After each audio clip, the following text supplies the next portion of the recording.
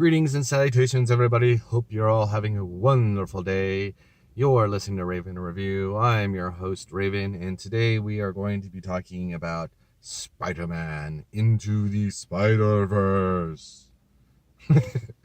So, in any case, I'm going to kick off the video first with Miku reading the cast and who's in the film and stuff like that, just because the cast is amazing.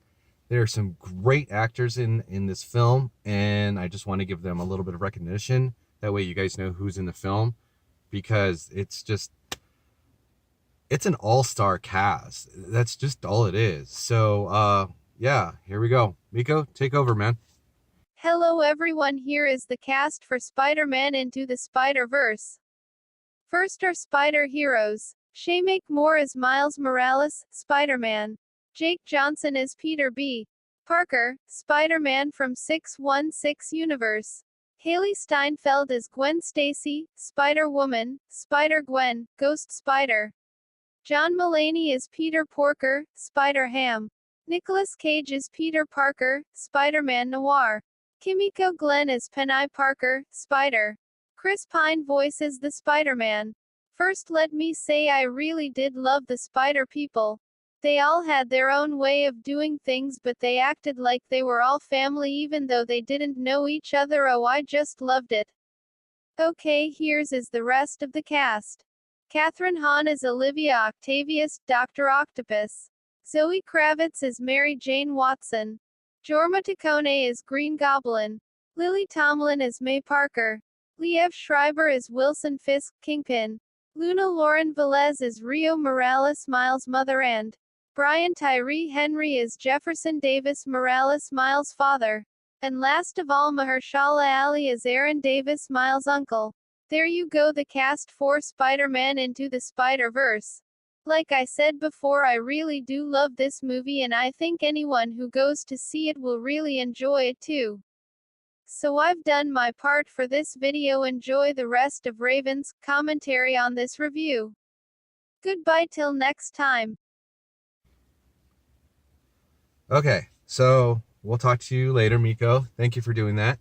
And next we're gonna do the spoiler thing, because I'm gonna get into a couple spoilers. It's not gonna be real heavy, but when I do the plot, I kind of have to spoil a little bit. If you guys hadn't seen it, then turn off the video. I appreciate you guys getting this far.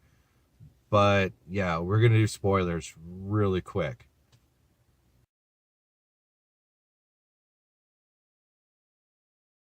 1, 2, 3, 4. Okay, so with all that stuff aside now, let's get onto the video. So the plot itself takes place in the Marvel Ultimate Universe. If you don't know what that is, it's a separate universe from the normal 616 universe. So that's where Miles is at. So Miles is just this really smart kid and stuff like that, and he gets placed into kind of like a, shall we say, like genius, smart kid kind of school. Kids that excel, basically, are just really smart, and he doesn't really care for it too much. So he kind of takes off and goes to hang out with his uncle and stuff like that. And his uncle's got this little place he likes to hang out at and shit. And that's where he gets bit by a spider.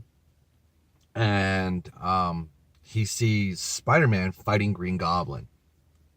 Things don't go down very well with Spider-Man, and unfortunately he passes away, and asks Miles to make sure that he shuts down this, like, what is called an collider. It's a thing that basically allows you to enter into different multiple universes, and if it doesn't get shut down, there's a good chance it might destroy New York City. So as Spider-Man is dying, he has Miles promise that he will stop him, because he knows that he has the same powers as he knows Miles has the same powers as Spider-Man does. So Miles gets away, runs away, and stuff like that. And that's where the real adventure begins. He eventually runs into the 616 Spider-Man. This Spider-Man is just kind of, he's been doing it for a while, and he doesn't have the energy or the excitement as most Spider-Man or Spider-Men, Spider-Women, spiders have. But they go and they get this little chip thing to help shut down the collider and stuff like that. That's when they run into Spider-Gwen because they're fighting Dr. Octopus, and one thing leads to another. They end up at Aunt May's house where they find out that there's a bunch of them. So you've got Spider-Ham, you've got Spider, you've got North Spider-Man. So this little group, they're doing their thing, and they're trying to help Miles become the new Spider-Man for that universe. And they come up with a plan to destroy this machine, and then that way they can get it turned on and stuff like that. And then someone's gonna have to stay behind. Well, Miles is like, well, I'm from this universe, so I'm gonna stay behind.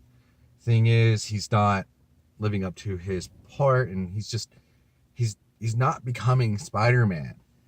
And eventually, towards the end of the film, he realizes something happens. I'm not going to say what, but something happens. And he realizes he needs to step up. He needs to be Spider-Man. And so that's what happens. And there's this big giant fight with him and Kingpin, and everything's all good. Everyone goes back. So that's pretty much the story of what happens in a nutshell without ruining too much of the film. They do show, if you guys wait to the end of the credits, which I really recommend, there's this absolutely funny scene with Spider-Man 2099. But it's not until like the very, very, very end, and it's absolutely hilarious. So, check it out if you want. It's an end credit thing. Definitely leaves it open for another Miles Morales Spider-Man animated film, which I really hope they make another one. But as far as the film itself, it's a comic book. This is definitely, at first it's kind of like, it looks like it's trying to be like all 3D and stuff like that. It's not. It's just basically, it's a comic book. Literally a comic book come to life. And you get used to it after a while. After the first like 20 minutes or so, you do get used to the shakiness and the colors and stuff like that. And the colors in this film, even though a lot of the stuff takes place at night, my God, are the colors vibrant. It's just, wow. Okay, that is there. They just pop at you. Like I said before, though, the story evolves around Miles and him becoming Spider-Man, and it's an origin story for Miles becoming Spider-Man. It goes through all the different origins of all the different Spider people that are in the film, which is really funny how they do it. But yeah, it is a great film. It's highly enjoyable. If you're a Spider-Man fan, you're gonna absolutely love it. I love how they're introducing Miles into the universe. I like how they treated Gwen Stacy, Spider-Gwen, Ghost Spider. She goes by a couple different names in the comic books. Great character. It's just, all of it is just really, really good. The only real villain in the film is Kingpin. A bunch of other villains do pop up in the movie, and they have their own take on those villains. So yeah, that's all of it's pretty neat. I liked how they did some of the villains. There's a ton. If you're a comic book nerd, keep your eyes open. I definitely gonna have to go see it again. There are so many like Easter eggs in this film and little like references to different to the comic books and to the movies, and just various different like Spider-Man things that have happened over the last 18 years or so. I mean, there's a ton of Easter eggs. I caught quite a bit of them, but I don't think I got all of them. But they're really good. I will say this, and this is probably going to be a very hard scene for some people to see.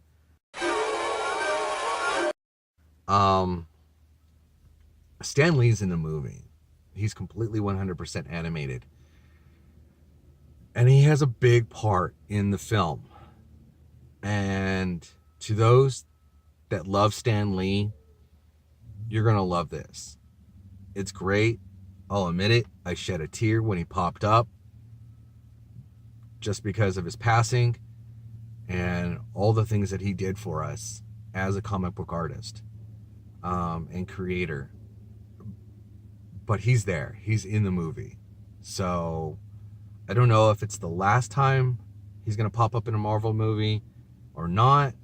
I don't know if he's going to be in Avengers Endgame, but he is in this film, and I absolutely love it.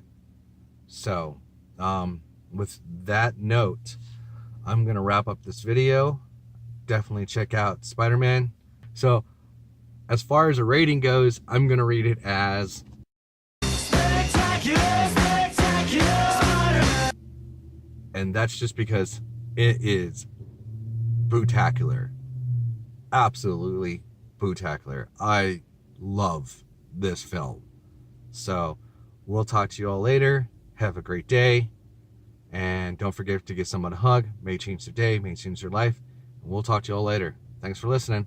Bye. Thank you for watching Raven Review. Please remember to push the subscribe button and the notification bell. That way you know when a new video has been posted. Also, don't forget to like or dislike the video you just watched. Then you can be an awesome person by sharing this video with all your friends on your social media networks. Have an awesome-tastic day and thanks for watching.